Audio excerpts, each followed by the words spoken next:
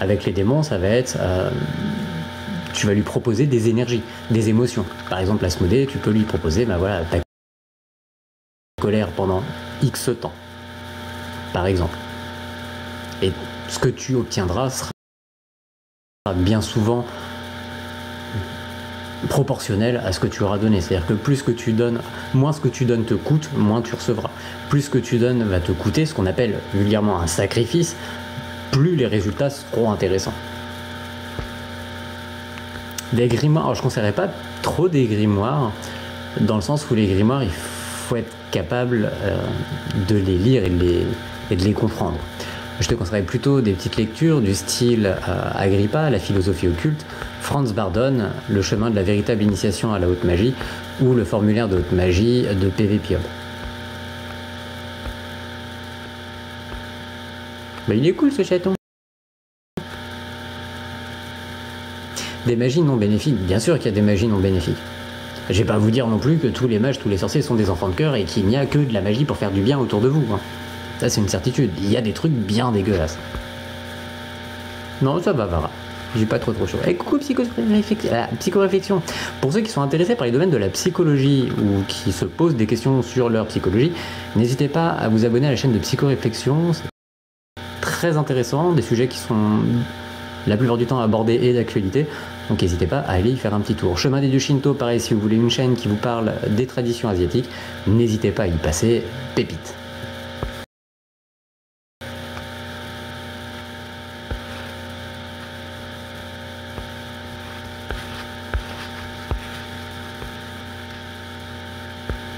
T'as que des cierges, pas de bougies, ça fonctionne.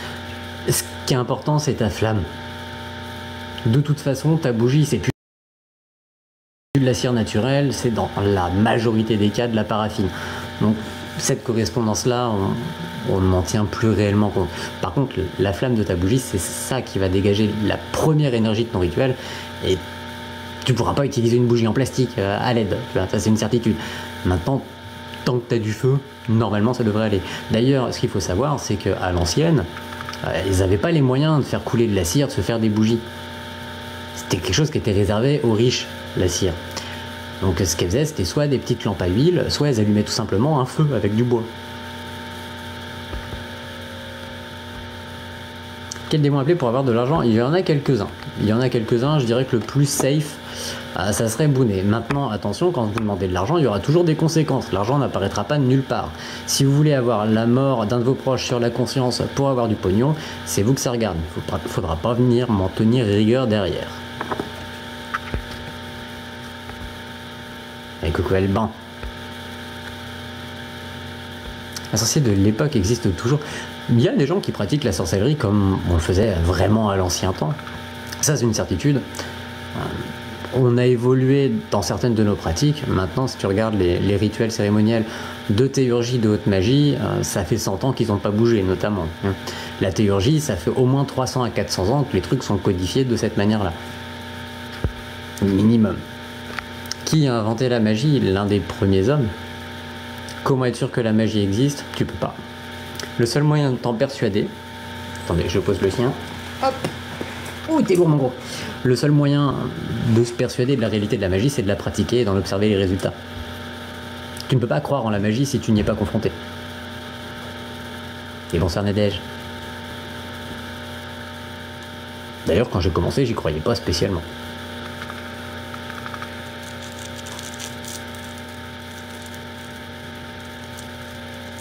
Ça dépendra du démon LPM. On a changé de time. Ah, si on avait changé de timeline, est-ce que tu penses que quelqu'un aurait la réponse? Tu peux pas le savoir? Miaou. Miaou. Bonsoir Bourpif. Oscar. Tu peux juste me choper. Non, je vais pas regarder TF1. J'ai pas la télé, donc je sais pas la regarder. Imposteur? Oui, bien sûr. Oscar. Ah, ton sac. Il est sous le parce que je suis trop...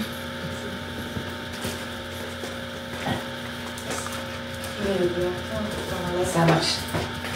Bisous les gens. Oh chérie. Bisous. Oscar, je t'ai cramé là.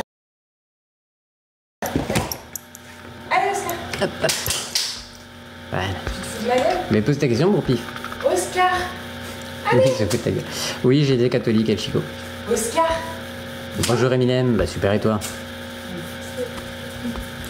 Il y aura toujours quelque chose en échange, tu peux pas obtenir quelque chose sans rien donner, ça c'est le principe comme on l'appelle dans FMA d'échange équivalent. Bah dans la vraie vie c'est pareil, tu ne crées rien, rien ne se perd, rien ne se gagne, tout se transforme. Donc pour obtenir quelque chose, il faut que tu transformes quelque chose. Yo Ginette. Et coucou Ron. Tracas réveillé pendant un live? Non, c'est impossible. Et si? Tout est possible avec la carte Kiwi, Yaskip.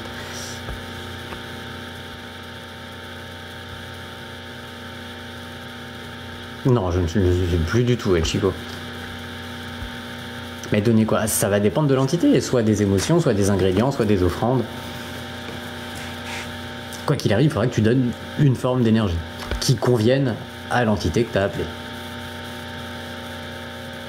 La magie, c'est l'art de canaliser des énergies ou de manipuler les énergies pour changer des choses dans ta vie ou dans celle des autres. Enfin, si on veut vulgariser un petit peu les choses. Et bonsoir petit fantôme. La loi de Lavoisier, en effet. Merci chemin des dieux. On parle de magie, de sorcellerie, évidemment.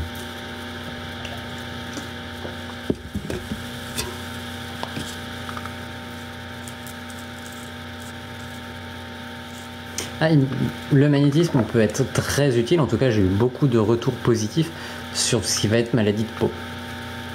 Il y a beaucoup de dermatologues qui vont vous conseiller d'aller voir un magnétiseur en plus des soins et pour le coup ça peut aider en effet.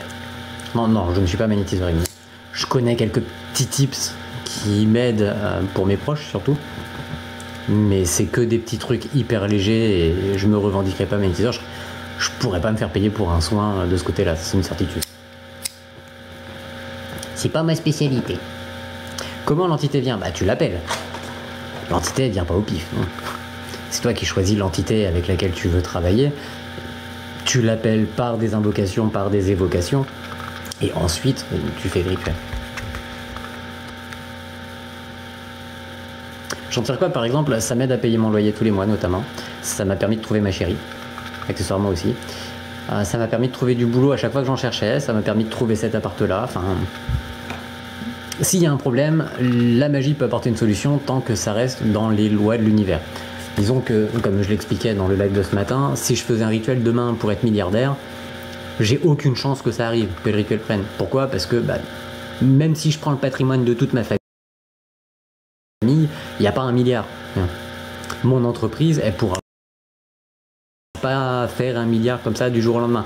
Donc il y a 0 chance que je sois milliardaire, je peux essayer tous les rituels que je veux, ça ne marchera pas.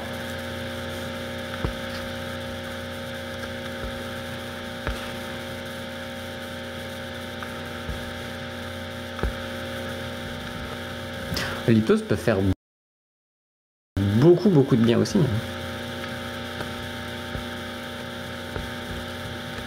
Tu ressors d'un rituel d'éloignement? Eh ben, recherche-toi bien, du coup. Ça dépendra de ce que tu veux obtenir, Ginette, et avec quelle entité tu comptes travailler. Coucou Marissa. Bon, ça, tu auras des nouvelles dans le temps, Mallory. Ah non, c'est vrai, c'est vrai. Alors, le vaudou, c'est...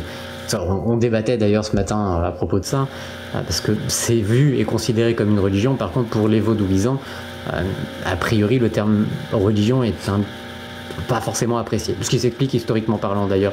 Maintenant, il y a une doctrine, il y a un dogme, il y a toute une cosmogonie, tout plein de divinités différentes. Donc concrètement, si c'est pas une religion, on n'en est vraiment pas loin. Par contre, la pratique de la magie dans la culture vaudou, qui s'appelle le houdou, c'est une magie qui est très efficace, oui. Et pas forcément compliquée à mettre en place d'ailleurs. Si t'avais un démon en toi, tu le dirais pas comme ça, Max. 5 rituels en un jour? Non, tu peux pas. 5 rituels en un jour, tu peux juste pas. En petit fantôme, c'est un démon que tu n'arrives pas à faire partir. Le mieux, c'est encore un rituel de bannissement, oui. Et si le bannissement ne prend pas, éventuellement, il faudra faire ce qu'on appelle les rituels de confinement, c'est-à-dire enfermer l'entité dans quelque chose et prier pour qu'elle se libère pas avant que toi tu meurs, naturellement. Non, en vérité, tu peux envoyer l'objet à ce moment-là à quelqu'un que tu sais qui pratique et qui saura faire le taf. C'est pas forcément évident de canaliser un bannissement. Des fois, je galère sur certaines entités, et puis c'est des confrères qui vont y arriver, et puis des fois c'est l'inverse.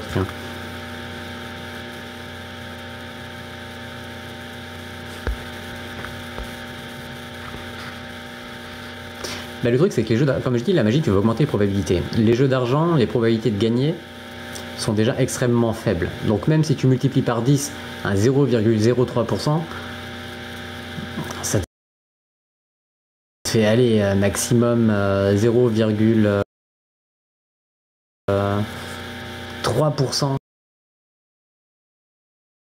de gagner. Bah,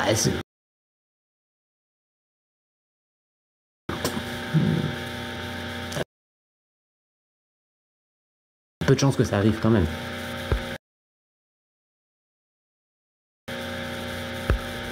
Encore une fois, tu gagneras pas 1 milliard non plus.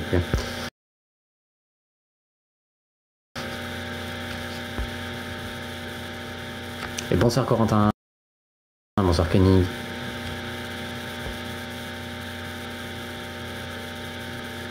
Tu l'as pas ressenti ou tu y as pas fait attention? C'est la grande question.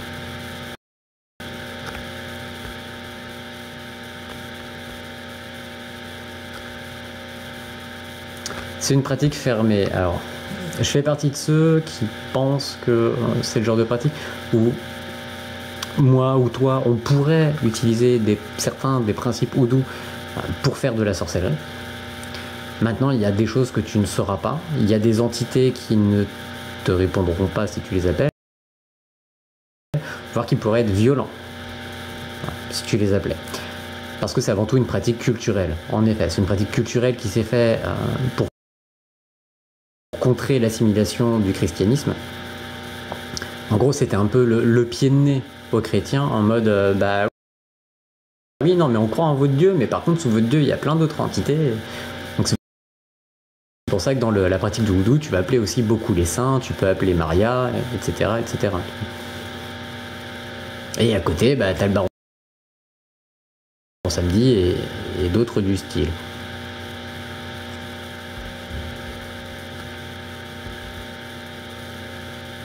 Tu peux choisir oui ou non aléatoirement. Non. Par défaut, je dis pas oui quand je sais pas de quoi il s'agit. Pourquoi un démon viendrait vers quelqu'un si on ne l'a pas appelé? Dans 95% des cas, t'as raison. Le démon se pointera pas si tu ne l'as pas appelé. Dans 5% des cas, c'est parce que c'est quelqu'un qui te l'a envoyé.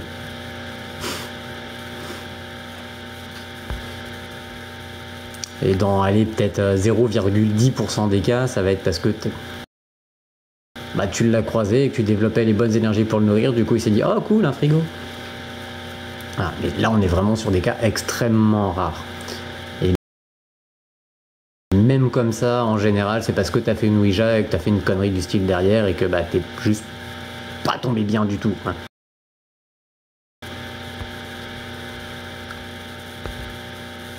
Si l'objet est détruit, le M, oui, ça libère l'entité.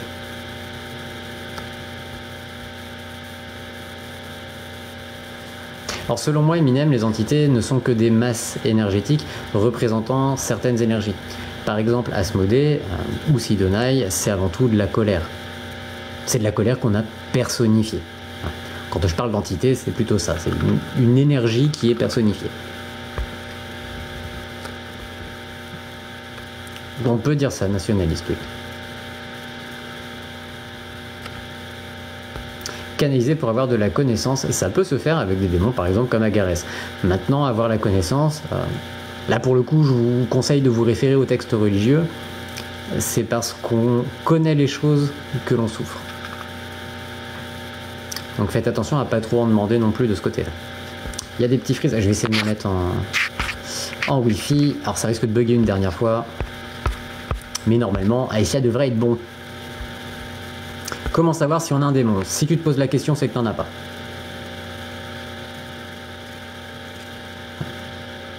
Si t'en avais un, tu te poserais pas la question.